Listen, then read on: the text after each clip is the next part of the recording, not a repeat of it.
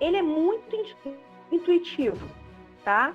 A demonstração dele é bem bacana, o TVI, o famoso TVI, tá? É um teorema super importante, tá? Que você tem que ter na sua carta na manga aí.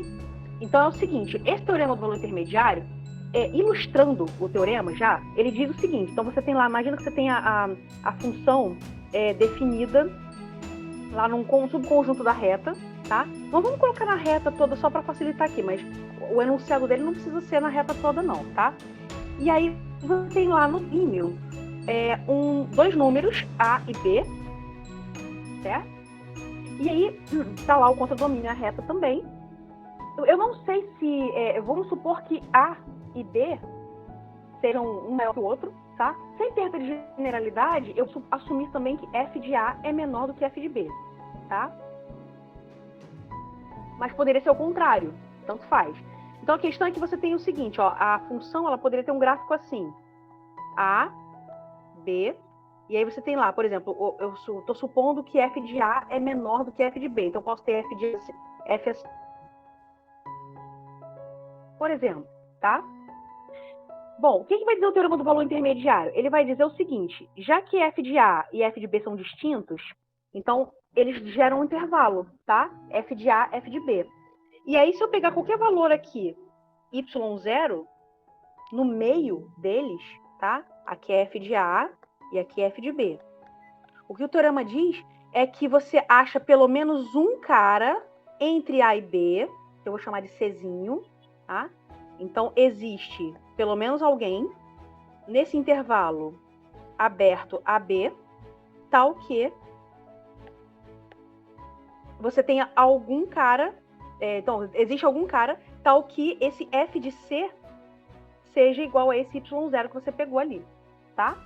Então, quer dizer, existe um valor intermediário, tá? Então, para você não passou para aquele y, porque a função é contínua.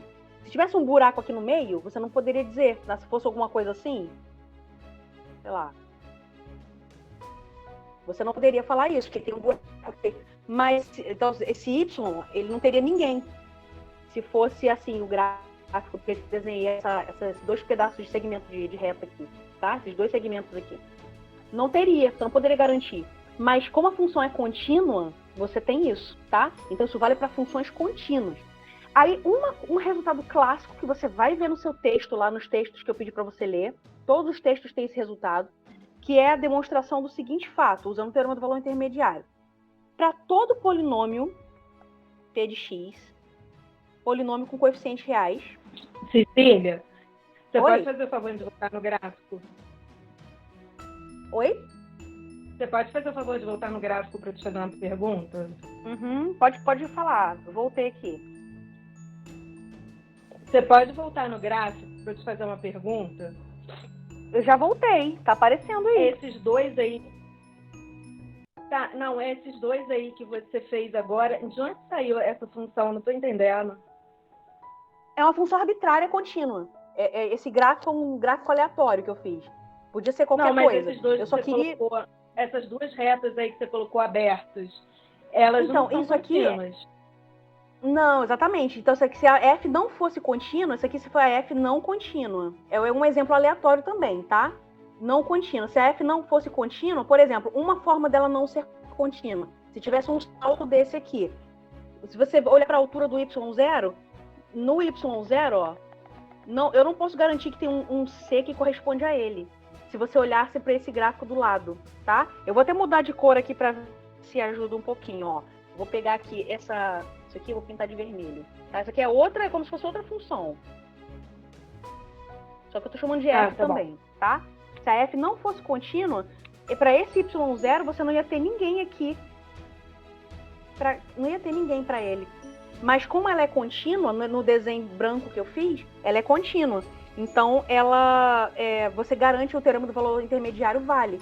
E aí que você vai ler a demonstração depois. Então, o teorema do valor intermediário garante que existe algum Czinho correspondente a ele. Ou seja, que a pré-imagem do y0 não é vazia. Não é um conjunto vazio. E que esse Czinho está no intervalo AB. Nesse outro não vale. Não tem, não vale. Não vale, você não pode garantir a existência desse C. Mas se ela não é contínua, não vale. Isso, é isso que eu tô falando. Você não pode garantir a existência desse Tá. C. Tá? Então você vai ter o Y0, aqui é um valor arbitrário entre f de A e f de B, mas você não tem nenhum C, eu até coloquei um ponto de interrogação em vermelho aqui, ó. Você não tem nenhum C que corresponde ao valor Y0, ou seja, não existe C para ele, tal que f de C seja Y0. Pode até acontecer de ter, mas você não pode garantir. Nesse meu exemplo aqui, esse desenho vermelho, tá? Esse desenho vermelho foi para ilustrar essa situação em que você não tem isso acontecendo, tá? Não quer dizer que nunca vai acontecer. Poderia acontecer, mas você não pode garantir, tá? Beleza. Então, uma consequência imediata do TVI é que todo polinômio com coeficientes reais e grau ímpar possui pelo menos uma raiz real. Isso é um exercício clássico e é um resultado que você tem que saber porque você vai usar na número 6. Na número 6, não, peraí. Na número... Você vai usar em algumas, mas assim, na número 9, por exemplo, se eu não pedir para entregar, mas se você tentar fazer a número 9, você vai precisar disso aqui que eu estou falando agora. Todo polinômio com coeficientes reais e grau ímpar possui pelo menos uma raiz real.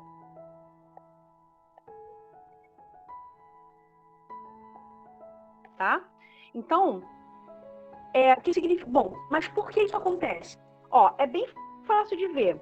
Se ele tem grau ímpar, então vamos supor que o polinômio seja assim, ele tem coeficientes reais, tá?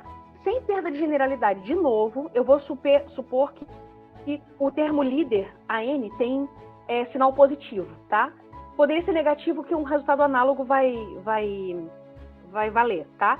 Então, vamos supor que o grau dele seja N, tá? E é ímpar. Então, vai ser ANXN mais etc, etc. Termos de grau menor, tá? Então, vou colocar aqui, termos de grau menor. Vamos supor, sei lá, que seja 5, por exemplo. Ele é um polinômio de grau 5. E sem perda de generalidade, eu vou colocar, vou supor que o AN seja maior do que 0, tá? Poderia ser negativo, o resultado análogo só trocaria o sinal. Trocaria a ordem das coisas, mas dá o mesmo resultado, tá? Então é o seguinte, ó, quando o polinômio tem grau ímpar, o importante aqui é isso, ele tem pelo menos uma raiz real. Como é que eu vou mostrar isso? Ó, é fácil de ver, assim, do seu lado do limite, tá? Você consegue concordar comigo que o limite de P de x, quando x tende a mais infinito, é mais infinito. Todo mundo concorda? Porque o AN é positivo e o x tende a mais infinito. O N, aí os termos de grau menor, não importa se eles têm sinal negativo, não importa. Quem comanda é sempre o termo de maior grau. Você sabe disso desde cálculo, tá? E você viu isso em algum momento lá, estudando limite, e você vê isso. Você tem como mostrar isso. Quem comanda para onde vai o polinômio é o termo de grau mais alto, tá? Da mesma forma, analogamente, o limite de P de x, quando x tende a menos infinito, é menos infinito. Então, ó, vamos desenhar um gráfico genérico, ilustrando essa situação. Isso é todo polinômio, tá? Não é aqui é diferente do que eu fiz lá em cima. Eu estou fazendo uma coisa que vale para todos os polinômios de grau ímpar, que tem um AN positivo. Então, ó, se ele no infinito, se à direita ele vai para mais infinito, ele faz alguma coisa assim, tá? Para lá. Eu não sei se a concavidade é para cima, se ele fica mudando de inflexão, não sei, não importa. Mas ele está lá para cima. Ou seja, há valores x, eu vou colocar aqui, existe algum x2, tal que f de x2 seja positivo. Eu vou colocar aqui, ó.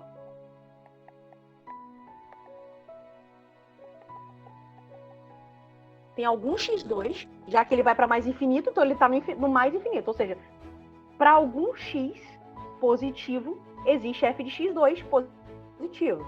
Do mesmo jeito, como o P de x vai para menos infinito quando x tende a menos infinito, ou seja, vindo para a esquerda, ele vai fazer isso aqui. Tá? Da mesma maneira, existe um x1, eu vou chamar de x1 só para ficar na ordem aqui, tal que f de x1 seja negativa. Tá? Então, menor que 0, maior que 0. Ou seja, a gente sabe que polinômios são contínuos, certo? Vocês sabem, vocês leram, vocês estudaram isso. Todo polinômio é uma função contínua, na reta. Então, já que ela é contínua, vale o teorema do valor intermediário. Ou seja, se f de x1 é menor do que zero e f de x2 é maior do que zero, quem é que está entre f de x1 e f de x2? O próprio zero. O zero é o y0 lá do enunciado do TVI. Tá? Ou seja, pelo TVI, vai existir um Czinho, na reta, entre o x1 e o x2, tal que você tem f de c igual a zero. F não, c, eu tô chamando de p, né? P de c. Tá? Então vai existir algum czinho, tal que p desse czinho é exatamente zero. Tá? Isso, aí ele está em algum lugar, não importa, tá? O gráfico vai passar, não necessariamente aqui, né? Ele pode passar, por exemplo, aqui, assim. Pode passar mais de uma vez, pode ter mais de um, tá? Mas eu estou dizendo esse C pode ser esse cara aqui, ó. Tá? Eu não estou dizendo que ele é único, não. Existe pelo menos um. Então, é isso que diz o teorema do valor intermediário. Ou seja, uma consequência do TVI é que todo polinômio de grau ímpar tem pelo menos uma raiz real. Onde é que entrou o ímpar aqui? Na hora que eu fui calcular os limites. Porque eu sei que se ele fosse par, eu não poderia garantir isso. Se ele fosse par, o limite em menos infinito seria mais infinito. Tá? Então, quando ele é ímpar, ele vai trocar de sinal. Quando o x for para menos infinito, o p de x vai para menos infinito. Tá? É aí que entrou o grau ímpar. Então, você vai... No caso, o grau ímpar... Quando o x vai para mais infinito, poderia ser mais infinito ou menos infinito, e quando o x vai para menos infinito, ele seria o oposto. Se antes foi para mais, ele vai para menos. Mas quando é par, ele vai para o mesmo lado, né? Trocar. Exatamente. Se o AN fosse negativo, é por isso que eu falei sem perda de generalidade, porque se eu trocar o sinal do AN, um resultado análogo vai acontecer. Então, se ele fosse negativo, é exatamente o que você falou. Ele com o xn ímpar, aí trocaria, né? Aí ele iria para mais infinito na esquerda e para menos infinito na direita. Só que, de novo, você poderia aplicar o teorema do valor intermediário. F seria maior do que o outro, e aí o zero está no meio. Um seria maior que o outro, não basta. Um é positivo, o outro é negativo. Então, você teria o zero no meio. Pelo TVI, existe alguém que F dele é zero, tá? E aí, se você, com ele par, ele iria para o mesmo lado. Então, você não pode usar esse argumento. Não quer dizer que um polinômio par não tenha raízes reais, mas você não pode garantir isso usando esse teorema, tá? Então, mas o TVI garante isso para polinômios de grau ímpar, tá? Isso é um resultado clássico que você tem que ter no sangue de análise, tá?